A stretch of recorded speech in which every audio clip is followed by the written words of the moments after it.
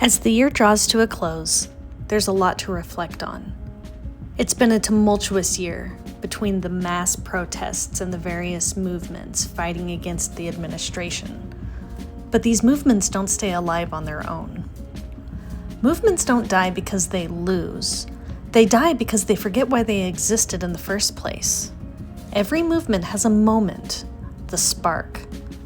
It could be a murder caught on camera, a law passed in the dead of night, a factory burned down, a campus occupied. Suddenly everyone's awake. The streets fill, hashtags explode, and power looks shaky for a second. And then, inevitably, the moment fades. The real question isn't how do we create moments? Capitalism is excellent at doing that for us. Crisis is at its default. The real question is, what keeps a moment alive when the cameras leave and the adrenaline wears off? First, let's examine what sustains a movement. It's not its virality, it's density. How many people can you call when something goes wrong?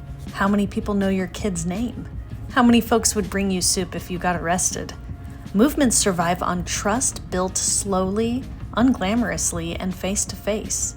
Mutual aid meetings, reading groups, court support, jail support, potlucks. These don't trend, but they build social infrastructure the state cannot easily dismantle. When movements collapse after a moment, it's usually because they mistook audience for power. And nothing kills momentum faster than endless symbolic action. People don't need perfection, they need proof that struggle changes their lives.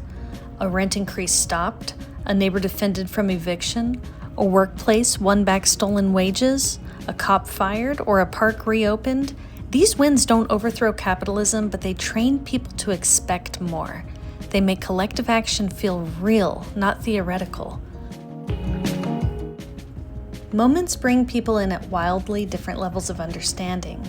If a movement can't meet people where they are without watering down its politics, it fractures.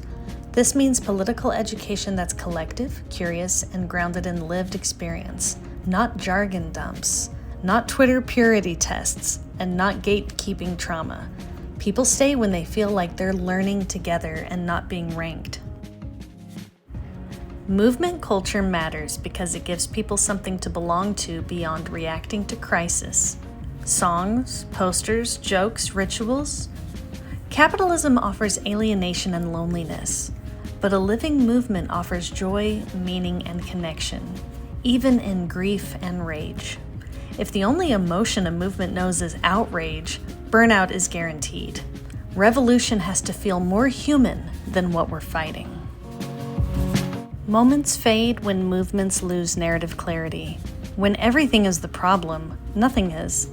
When demands are vague, power waits us out. Sustained movements name their enemies plainly. Landlords, bosses, cops, imperial states, and articulate a horizon beyond survival. Not a detailed blueprint, but a direction, a sense that this struggle is part of something larger than itself. People don't commit their lives to chaos, they commit to a future they can imagine.